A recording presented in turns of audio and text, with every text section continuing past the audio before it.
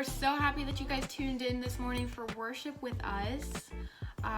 Today we're going to be singing a song about how God is our lighthouse, about how He keeps us safe in the storm and in the sickness. And I know we're all staying at home right now and it might be driving you just a little bit crazy, but hopefully this song will help you get on your feet and get moving. We're going to sing My Lighthouse. So go ahead and stand up. You can do the motions if you want to. Feel free to teach your parents. This is a great song we've done for years in RiverZone, even at like day camps, and everybody loves this song. So let's sing about how good God is.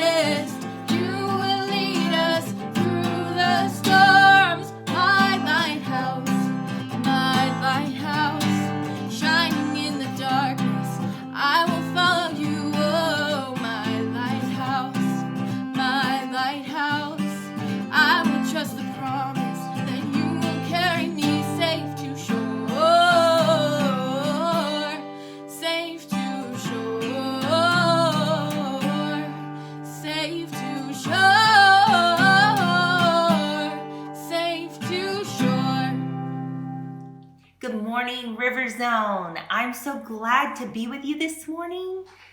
I know Easter was amazing, and then you learned last week about doubting Thomas and how Jesus revealed himself even to the one who doubts.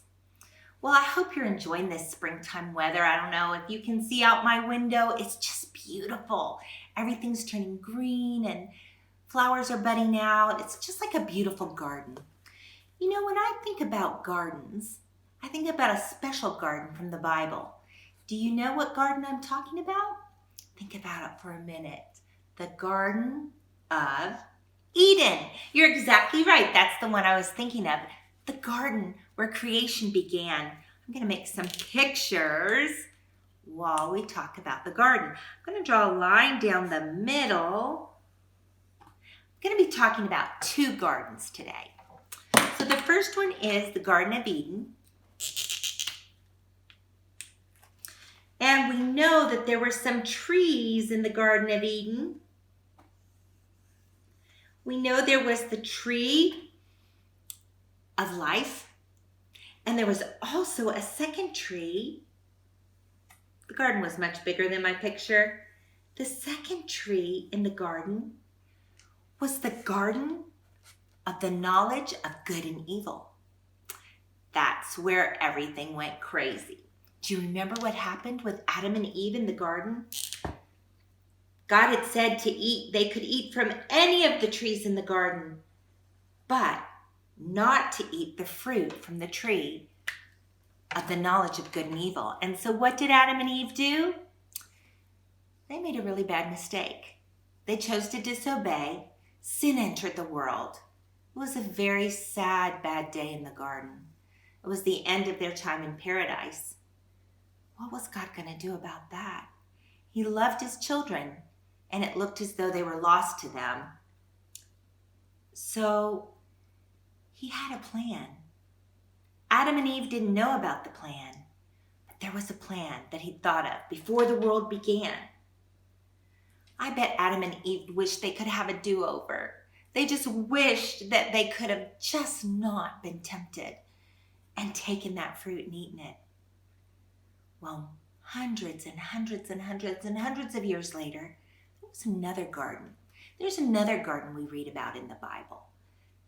Think about it. What garden could that be? It's a garden that Jesus visited with his disciples. You probably remember, since we're so close to Easter, when Jesus went and prayed, very important prayer. That was another garden. It was the Garden of Gethsemane. Now in that garden, there were probably lots of olive trees. And that's where Jesus went to pray. That's where he went to pray after the Last Supper. Remember? The Seder supper he enjoyed with his disciples before he went to the garden to pray, which was before he was arrested. Well, in that garden, it was as if mankind got a do-over. Instead of disobeying God in the Garden of Gethsemane, Jesus knew what he was about to face. He knew he was facing the cross. He knew he was going to die. He was so worried and nervous that he sweat drops of blood. And when he was done praying, an angel came and ministered to him. This was a really heart, deep felt prayer that he was praying. And in that prayer, he said, God, is there another way? Is there another way that we could make right what happened in this garden? And then he prayed the prayer that changed everything. He said, God, not my will, but yours be done. And he chose to obey. And when Jesus chose to obey in this garden, it led to the do-over. It led to this becoming undone. No longer were we cursed. No longer did sin keep us from God. This Garden of Gethsemane and what happened there was like a do-over for what happened here.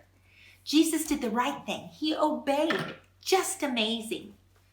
You know, when he was in that garden praying, we know shortly after, that's when the soldiers came to arrest Jesus. And that led to another really hard day. And this time, it didn't take place in a garden. It took place around a campfire. I don't know if you can see, I've got a fireplace behind me. We had a fire yesterday. I can still smell the good smell. Well, around that campfire, I'm trying to make a campfire. That was where something happened with Peter. Now, you may remember that Jesus told Peter, when Peter said, no matter what happens, Jesus, I'll stand by you. I will never, ever leave you. I will never, ever. I'll fight for you if it kills me. I will stay by you, Jesus, no matter how bad things get. Jesus said, I'm sorry, Peter, but you'll actually deny me 3 times before the rooster crows tonight. or I guess it'd be early in the morning. He said, "You're going to deny me 3 times before the cock crows." And it was around a fire. It was around a campfire, around a coal-burning fire, that Peter denied that he even knew Jesus. He swore that he didn't know him. He swore that he wasn't with him. He denied him 3 times, and then that rooster crowed. Can you imagine how Peter felt when he heard the rooster crow? He knew that Jesus was right. Man, did he want a do-over. The Bible says this strong fisherman went and wept bitterly.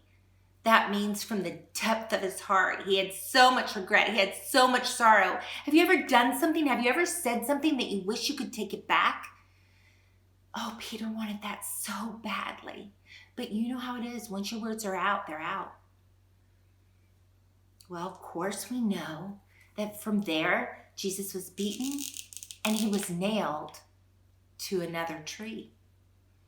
It was the tree that he had said yes to, the cross in the garden. And we know he died and he defeated death when he rose again.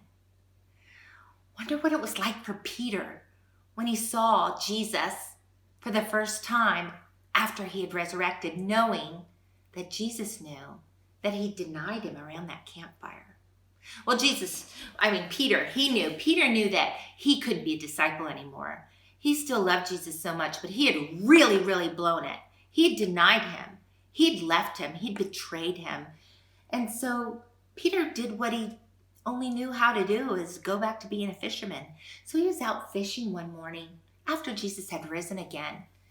And suddenly they noticed something was going on at shore from where they were fishing. In fact, they could see the glow of a campfire. Somebody had built a campfire. They could smell the smoke. They could see the glow of the flames and the coals. There was a campfire that was used for cooking their breakfast. They didn't know who was making that campfire until he said, "Hey, having trouble fishing? Try throwing your net on the other side." Who had said that before to them? Then they knew it was Jesus. Peter was so excited he jumped into the water and he swam the rest of the way to shore. But then he had to face Jesus, the one whom he betrayed, who he denied. As he smelled the smoke of this campfire, he was remembering this campfire. Don't smells just bring back memories? Sometimes they're memories of really good times. This was of a memory of a time that he wanted to forget. Every time he heard the wood crackle, it reminded him of him saying, "I don't know him. I don't know what you're talking about. I never was with Jesus." Oh, the regret. Do you know that Jesus met with Peter around this campfire? And he turned to Peter and he said, "Peter, do you love me?" Peter sure hadn't acted like he loved Jesus, but he did turn to Jesus at this campfire and say, "Yes, Lord, I love you." And Jesus said, "Then feed my sheep." Just seconds later, Jesus looked at Peter and said, "Peter, do you love me?" And Peter said, "Yes, Lord, I do love you." Once again, Jesus said, "Then feed my sheep." Stirred the fire a little bit. Then Jesus once again looked at Peter and said, "Peter, do you love me?" Peter said, "I love you. I do love you." And Jesus said, "Then feed my lambs." 3 times Peter had denied him, and Jesus gave him a do-over. And 3 times Peter got to look into the face of Jesus and say, "I love you. I love you. I do love you." And it totally wiped away the sting and the pain. Jesus once again gave Peter complete forgiveness. He'd paid for it on the cross already. He was risen. And now he trusted him to feed his sheep, feed his lambs. That's all of us. That's what Peter did. Boys and girls, maybe you've done something that you wish you could do over again. Maybe you've said something that you regret, that you wish you could take back, but it's already been said. Maybe you're just haunted by the memory of making a terrible mistake that you just wish you could do over. I want you to know that Jesus is the God of second chances, third chances, fourth chances. He has the power to take what was the worst day and make it into something beautiful. Boys and girls, I would love for you, when you turn off this video, to get with your mom and your dad. Maybe you can tell them about the thing that you regret. You don't have to. God knows, and He's not mad at you. Maybe you can put on your favorite worship song, and you can go to the Lord and say, like I would, because I have things too. God, you know what happened that day. I feel really bad about it. Could you take it away? Could you take away the pain and the shame and the guilt? And Jesus will show you the cross where He died for that mistake. And He will give you peace and forgiveness. And ask Jesus to take your worst day and make something beautiful out of it. Jesus came to seek and save that which is lost and bring it back to life. Have a great Sunday, RiverZone.